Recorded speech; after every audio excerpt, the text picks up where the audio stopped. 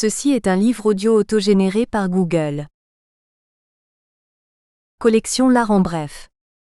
Collection L'Art en bref. Dirigée par Claire Lahuerta et Agnès Lontrade. À chaque époque, l'art produit non seulement des œuvres qui nous fascinent, mais des discussions qui les prolongent et nous passionnent. La collection L'Art en bref souhaite participer activement à ce débat sans cesse renouvelé. Depuis sa création, L'Art en bref est orienté vers la diffusion de textes courts et incisifs, 100 à 130 pages, et a pour ambition particulière de publier des écrits relatifs à l'art, de type critique, esthétique et plastique. Engagé dans le champ de la philosophie, de l'histoire et de la théorie des arts plastiques, les ouvrages sont essentiellement, mais non exclusivement, ancrés dans la sphère de l'art contemporain. Le terme art contemporain s'entend ici dans sa dimension transdisciplinaire. Art plastique, esthétique, littérature, poésie, architecture, danse, cinéma, théâtre, scénographie plasticienne, etc. La collection invite auteurs et chercheurs à manifester leur engagement critique par une approche pertinente, d'œuvres et de thématiques esthétiques. Mêlant art et philosophie, la collection offre la possibilité de penser l'ouvrage comme objet, en intégrant une reproduction d'œuvres en couleur libre de droit comme première de couverture et en choisissant, en accord avec le comité de lecture, des illustrations noir et blanc cohérentes avec le contenu de l'ouvrage. Dernière parution. Écho de l'art conceptuel dans l'esthétique analytique. Cécile Angelini, 2013. Théorie de l'art au XXe siècle. Modernisme, avant-garde, néo-avant-garde, postmodernisme. Isabelle Noguera, 2013. L'artiste opportuniste. Entre posture et transgression, Maxence Alcalde, 2011. Carnet critique. Avignon 2009. Diane Scott 2010. Une esthétique de l'ellipse. Un art sans espace ni temps. Bruno Trentini, 2008. 3 plaidoyers pour un ART holographique. Nicolas A. Abrin, 2008. Quelle critique artiste ? Pour une fonction critique de l'art à l'âge contemporain, Aline Caillet, préface de Sylvie Blocher, 2008. Introduction. Le texte qui suit se propose d'interroger ces figures à la fois étranges et familières que sont les dormeurs, en particulier sous leur forme féminine, les dormeuses. Du point de vue de la pensée, le dormeur, être qui s'échappe en quelque sorte de lui-même, qui se quitte tout en ne s'abandonnant jamais vraiment, constitue un cas troublant, une irritante énigme. En effet, si l'on se place dans le cadre d'une philosophie de la subjectivité, le dormeur incarne au plus haut point ce mystère philosophique par définition inaccessible, l'intériorité. Caché derrière l'infranchissable clôture des yeux fermés, l'endormi est ailleurs, c'est-à-dire en lui-même, enfin seul. Mais s'il peut être considéré comme une sorte de figure concrète du solipsisme, le dormeur, toujours présent dans un corps dont il s'est pourtant absenté, dès lors qu'il se trouve soumis au regard de l'autre, désormais transformé en objet visible, apparaît immédiatement comme une figure du dédoublement exemplifiant l'opposition entre être et paraître, entre essence et apparence. Le dormeur vu, l'endormi regardé, se métamorphose ainsi en une troublante image de lui-même. Il est devenu son exacte représentation. Comme cette dernière, il ne se donne que comme une pure extériorité et son mode d'être au monde. Immobilité, passivité, évidence phénoménale, est précisément celui qui caractérise les objets soumis aux lois du dispositif visuel. La solitude égocentrique de l'endormi, à présent troublée par l'indiscrète sollicitude du regardeur, s'inscrit alors dans un nouveau couple, dormeur-voyeur. Cette inscription a pour effet de conférer une dimension érotique à la relation, définissant regardant et regardé respectivement, comme sujet et objet du désir, transformant ainsi quasi automatiquement le dormeur, quel que soit son genre, en une figure féminisée, une dormeuse. La dormeuse, qui constitue une sorte de mise en abîme de celle-ci, est donc un sujet de représentation par excellence, une figure dont témoigne une profusion d'exemples littéraires, philosophiques et artistiques issus d'un vaste musée imaginaire et d'une bibliothèque infinie. Ces mises en image ne sont ni arbitraires ni hasardeuses. Elles entrent à chaque fois dans des dispositifs sémantiques qui renvoient chacun à une pensée spécifique de l'expérience du sommeil. Cependant, parmi toutes ces configurations, il est possible de dégager des structures récurrentes, en particulier les 2 agencements suivants auxquels nous nous sommes attachés. Le premier est une structure triadique, à la fois conceptuel et symbolique, le sommeil, la mort, le désir, que l'on peut voir s'incarner dans 3 personnages. Hypnos, Thanatos, Eros, traditionnellement figurés dans la mythologie grecque. La relation d'identité entre Hypnos et Thanatos, représentés comme 2 frères jumeaux, traduit l'étroite et inquiétante proximité entre l'apparence du mort et celle du dormeur. Le 3e personnage, Eros, est lié à Hypnos par de multiples aspects, qui renvoient à une profonde complicité entre les 2 activités qu'ils induisent, toutes 2 privées, jouissives, non fonctionnelles, etc., chacune opérant un même déplacement par rapport à l'agir quotidien et social. Quant à la relation entre Eros et Thanatos, sa réalité tragique constitue une donnée aussi évidente qu'insupportable pour l'esprit. Le 2e schème provient de l'univers du conte et peut se résumer en un couple. L'endormi et l'éveilleur, sous ses multiples formes narratives, il s'actualise dans le duo traditionnel bien connu des enfants et des amateurs de fiction, princesse endormie, prince charmant. Sur un plan plus abstrait, qui peut aller jusqu'à une dimension ontologique, ce schème renvoie à des oppositions plus générales, comme les couples passivité-activité, puissance-acte, matière-esprit, immanence-transcendance, féminin-masculin, etc. Dans le texte qui va suivre, ces 2 formes fonctionnent comme des outils conceptuels qui ont pour effet de donner de l'intelligibilité à tout un corpus de représentations iconographiques, de récits, d'écrits, de provenances diverses, qui sont ici volontairement confrontés. Il s'agit de montrer, à travers l'hétérogénéité apparente de cet ensemble, art classique, art contemporain, littérature, poésie, faits divers, etc., les profondes identités qui traversent les diverses représentations du sommeil, à quel point elles peuvent être soumises à la prégnance de ces 2 structures. Il ne s'agit pas ici d'une histoire des représentations du sommeil, ni même de la recension d'un corpus exhaustif d'images de dormeuses. Est proposé plutôt une sorte de parcours, volontiers erratique, qui tente de mettre en évidence et en relation certaines figures de belles endormies, de filles du sommeil, jugées particulièrement significatives ou exemplaires. La forme choisie, à la fois arbitraire et codée, de l'abécédaire, est ici une façon de déjouer la linéarité d'une perspective purement diachronique et le caractère trop systématique de l'approche thématique. Ariane. Ariane, euphonique, fille de Minos et de Pasiphaë, sœur racinienne de Phèdre, Ariane dont le fameux fil guida l'Ingrathésé, vainqueur du Minotaure, ce monstre demi-humain qui fut aussi son demi-frère, s'endort sur l'île de Naxos. Sommeil fatal, le bateau repart, toute voile dehors, voile noire comme la trahison de son héros qui fonce vers Athènes vers la mort programmée de son père. L'assoupie devient alors l'abandonnée, la délaissée. Seule dans cette île ravagée l'été par les furieux vents étésiens. La solitude narcissique, régressive du sommeil, jouissance qui se paye par une vulnérabilité accrue, s'est ainsi transformée en l'autre solitude, celle de la perte, de l'infinie déréliction.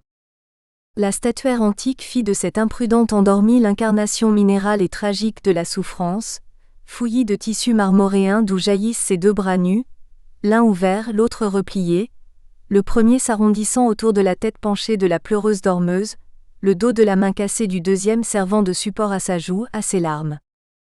Sans fin copiée à partir d'un marbre antique, telle cette version romaine redécouverte en 1512 depuis conservée au Vatican, elle deviendra le modèle iconique de maintes effigies, assoupies, alanguies, toute une population de Vénus et de nymphes tristes ou songeuses bercées par leur propre mélancolie. Figure féminine souvent associée à Dionysos, dieu sauvage qui la sauvera et lui assurera un séjour céleste. Ainsi, avant d'être une fusée moderne, elle aura donc été une constellation.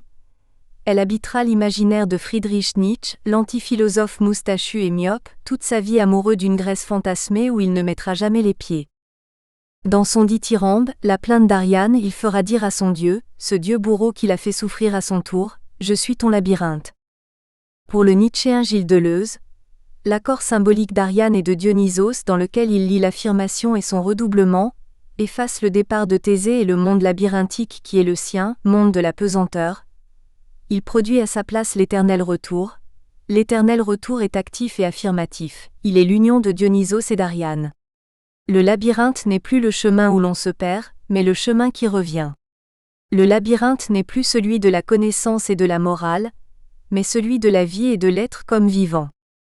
Cette interprétation céleste, aérienne et dansante est bien sûr à l'opposé de celle des sculpteurs, prisonniers de la matière selon l'anathème classique jeté par les peintres au statuaire. Ils emprisonnent à leur tour cette Ariane-là, l'empêchent de partir dans les cieux, de décoller. Le sommeil et la douleur, ici confondus, synthétisés dans la pierre salie pour la clouer au sol, à jamais s'auclaire son être, rendre fatale sa territorialisation. Quelques décennies plus tard, à nouveau sédimentée mais cette fois dans le blanc de ses ruses, elle projettera son ombre démesurée sur les places italiennes et géométriques d'un exilé grec, Giorgio de Chirico, disciple exalté du prophète du surhomme. Artiste hypermnésique et somnambule, nouveau et très ancien mythologue, cet argonaute échoué sur les rives de la modernité l'a fait de nouveau tomber de son ciel étoilé. Réactivant son éternel retour, il la pose dans le silence de ces villes mortes, tel un bloc ici-bas chu d'un désastre obscur, concrétion minérale des temps qui furent, qui reviendront toujours immortels comme la douleur à jamais sculptant son corps. Belle au bois dormant, Blanche-Neige.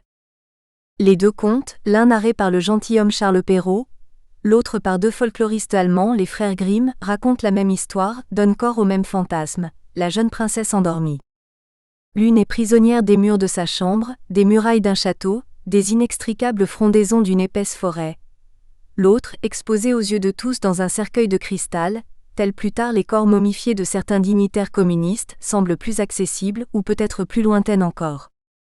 Car ces murs infranchissables, ces défenses multipliées, ne sont que la déclinaison répétée de la muraille première et dernière, les yeux clos. Et le trésor qu'ils protègent, l'intériorité.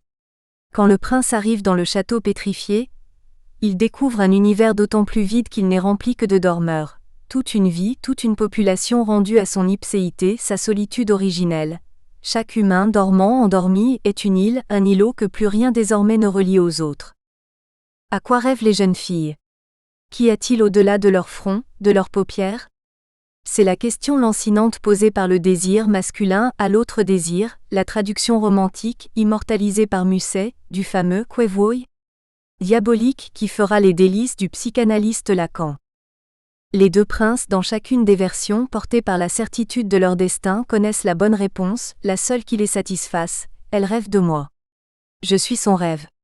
Et en effet, les deux princesses, Blanche-Neige ou Aurore miraculeusement, ne découvrent pas mais reconnaissent celui qui vient de les réveiller, l'homme qui les a sortis de leur long somme, c'était bien toi celui que j'attendais.